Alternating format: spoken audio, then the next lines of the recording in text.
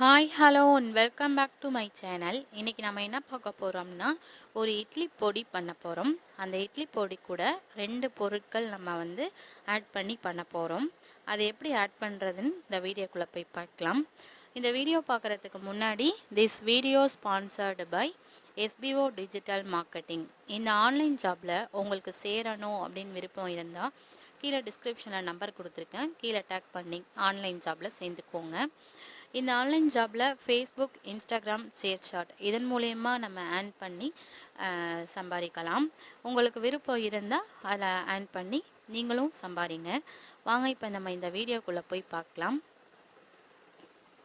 Skip பண்ணாதீங்க, பெரிய தப்பு. தினம் 300 ரூபாய் சம்பாதிக்க அரிய வாய்ப்பு. இன்ஸ்டாகிராம், ஃபேஸ்புக் பயன்படுத்த தெரிந்தால் போதும். Content post and content publishing மூலமா தினம் 300 ரூபாய் சம்பாதிக்கலாம். இந்த வேலை செய்ய 5 நிமிடம் போதும். Work training support, group communication support, all language customer live chat support, முக்கியமா சொந்தமா ஒரு பிசினஸ் ஸ்டார்ட் பண்ற அளவுக்கு உங்களால கற்றுக்கொள்ளவும் முடியும், சம்பாதிக்கவும் முடியும். இந்த வேலை வாய்ப்பு வழங்குவது 5 வருடத்திற்கு மேல ரன் ஆகிட்டு இருக்க நம்ம தமிழ்நாட்டு company school of business organisation private limited. மேலும் விவரங்களுக்கு டிஸ்கிரிப்ஷன்ல கொடுத்திருக்க நம்பருக்கு வாட்ஸ்அப் பண்ணுங்க.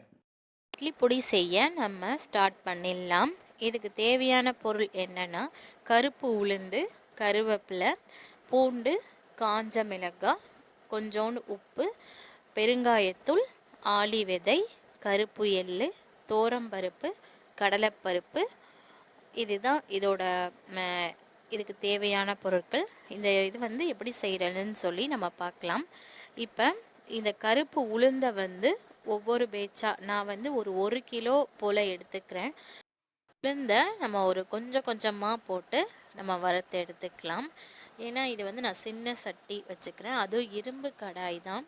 இரும்பு கடாயில் நீங்கள் வறுத்து எடுத்திங்கன்னா அதோட சத்தும் நம்மளுக்கு அதிகமாக கிடைக்கும், அயன் சத்து. அதே மாதிரி நீங்களும் வந்து இரும்பு சட்டியில் வறுத்து எடுத்துக்கோங்க. நல்ல ஒரு கலர் சேஞ்ச் ஆகும். அந்த கலர் சேஞ்ச் ஆகுனத்தோடு நம்ம வந்து இதை எடுத்து பிளேட்டுக்கு மாற்றிக்கலாம். இந்த மாதிரி ஒரு லைட்டாக கோல்டன் ப்ரௌன் கலரில் வந்துடும். வந்ததோடு நம்ம வந்து எடுத்து நம்ம கொட்டிக்கலாம். அடுத்தது நம்ம சேர்த்துக்கலாம். இதை கொட்டி இதில் நல்லா பரத்தி விட்டுக்கோங்க. அப்போ தான் வந்து ஆறணும். ஆரணத்தோடு தான் நம்ம இந்த இட்லி பொடிக்கு நம்ம அரைக்கணும். நல்லா பரத்தி விட்டு ஆற வச்சுக்கோங்க. அப்புறம் வந்து நம்ம வந்து கடலைப்பருப்பு வறுக்க போகிறோம். நெக்ஸ்ட்டு வந்து என்ன, கடலைப்பருப்பையும் வறுக்க போகிறோம்.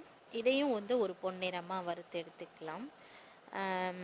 எக்ஸ்ட்ரா நான் வந்து ஒரு மிளகு நான் சொல்ல மறந்துட்டேன். மிளகும் வந்து இதில் நான் ஆட் பண்ணிக்கிறேன்.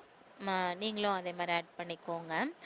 அப்புறம் 1 கிலோ அளவுக்கு நான் உளுந்து எடுத்ததுக்கு 1/4 கிலோ பூண்டு எடுத்துக்கிறேன், 1/4 கிலோ மிளகாய் எடுத்துருக்கேன், பெருங்காயத்தூள் தேவைக்கேற்ப எடுத்துக்கிறேன், 100 கிராம் வந்து கடலைப்பருப்பு 100, தோரம்பருப்பு 100, ஆளி விதை 100, இது எல்லாமே வந்து 100.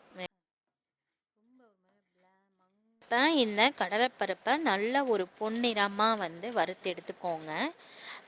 லேசான பொன்னிறமாக வறுத்து எடுத்தால் மட்டும்தான் கடலைப்பருப்போட டேஸ்ட் மாறாமல் நம்மளுக்கு அப்படியே கிடைக்கும். நீங்களும் அந்த மாதிரி வறுத்து எடுத்துக்கோங்க. நல்லா வறுத்திங்கன்னா கொஞ்ச நேரத்தில் அது கருகி போயிடும். இப்போ அடுத்தது நம்ம வந்து தோரம் பருப்பையும் கொஞ்சோண்டு மிளகு ஆட் பண்ணிக்கலாம். ஒரு டீஸ்பூன் போல் மிளகு ஆட் பண்ணிக்கோங்க. ரொம்ப நம்ம ஆட் பண்ணணும் அப்படின்னு அவசியம் இல்லை. ஒரு டீஸ்பூன் போல் மிளகு ஆட் பண்ணிக்கோங்க. இந்த கடலைப்பருப்போடையே சேர்த்து தான் இந்த பூண்டையும் வறுத்தெடுக்கணும். அப்போ தான் வந்து கொஞ்சம் நல்லா ஃப்ரை ஆகும். இப்போ நம்ம இது 2ஐயும் வந்து வறுத்து எடுத்துக்கிட்டாச்சு. இதையும் நம்ம நல்லா பரத்தி விட்டு நல்லா ஒரு ஆற விட்டுக்கணும். ஃபேன் காற்றுலையும் இல்லை, ஃபேன் இல்லாமல் ஒரு இடத்துல வச்சு நம்ம நல்லா ஆற வச்சுக்கலாம். அடுத்தது நம்ம சேர்க்க பொருள் வந்து இந்த ஆளி விதை.